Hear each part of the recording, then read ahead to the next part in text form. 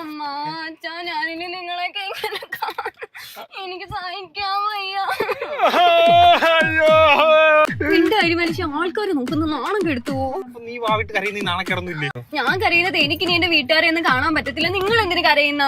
അത് നിന്നെ കാരണം എനിക്ക് നീ എന്റെ കൂട്ടുകാരൊന്നും കാണാൻ പറ്റത്തില്ല, അതുകൊണ്ടാണ് ഞാൻ കരയുന്നത്. നിന്റെ ആയി കുറെ കള്ളക്കടച്ചിലായിട്ട് പൈക്കോളൂ. അയ്യോ അയ്യോ പോയി ചാവടി നായിന്റെ മക്കളെ. അവളുമാർക്കൊക്കെ ഞാൻ രക്ഷപ്പെട്ടതിന്റെ സങ്കടമാണ്. ഞാനൊരു 10 ആമ്പിള്ളാരോടെ കറങ്ങാൻ പോകുന്നതിന് ഇവളുമാർക്കൊക്കെ എന്തോ ഇത്ര കണ്ണുകടി. ഞാൻ ആ സിറ്റുവിട്ടിന്റെ വെളിയിൽ പോലും ഒന്നും ഇറങ്ങിയിട്ടില്ല. ആ പിഴച്ചവൻ തളർവാദം പിടിച്ച് കിടക്കാനേ ഞാൻ പ്രാർത്ഥിക്കാത്ത അമ്പലം ഇല്ല. ആ ശ്രീധരൻ നിന്റെ അച്ഛനല്ലേ? അത് ഞാനല്ലേ? അച്ഛനെന്താ ഇവിടെ? നിന്റെ സങ്കടം കണ്ടിട്ട് കേറിപ്പോയതാ ഞാൻ. പക്ഷെ ഇത്രയും വലിയ പിഴച്ചവനാണ് ഞാനെന്ന് ഞാൻ ഓർത്തില്ല. പണ്ട് ഇത്രേ ഞാൻ ഇവന്റെ അച്ഛനെയാ പറഞ്ഞു.